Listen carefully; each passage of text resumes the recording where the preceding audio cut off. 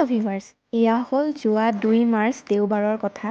সেইদিনা আমাৰ অকণমানি গিনিক প্ৰথম ভাত মুখত দিয়া অনুষ্ঠানটি আমি অনুষ্ঠিত কৰিলোঁ আৰু অনুষ্ঠানটি আমি হেঙেৰাবাৰীৰ জনস্বাস্থ্য নিবাস কলনীৰ লগতে থকা শিৱ মন্দিৰটোতেই অনুষ্ঠিত কৰিছিলোঁ। আৰু এয়া নিয়মখিনি কৰাৰ সময়ত তাই প্ৰথমতেই কিতাপখনকে লাৰিলে। মই অৱশ্যে ভালেই পালোঁ। সৰস্বতী আগত হোৱাটো বৰ প্ৰয়োজনীয়।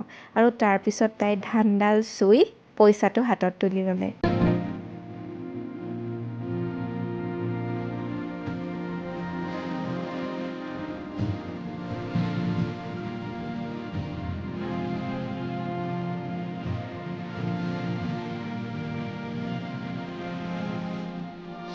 আৰু এইখিনি হৈ যোৱাৰ পাছত এইবাৰ মোৰ ভাইটি, তাৰমানে গিনিৰ মামাকে তাইক এয়া ভাত খোৱালে প্ৰথমবাৰৰ বাবে।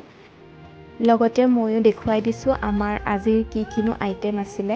ভিডিঅ' কৰিবলৈ বৰ এটা সুযোগ নাপালোঁ কাৰণ লৰা ঢপৰাকৈ সকলোকে মাতবোল লগাবলগীয়া যিহেতু পৰিস্থিতি হৈ আছিলে।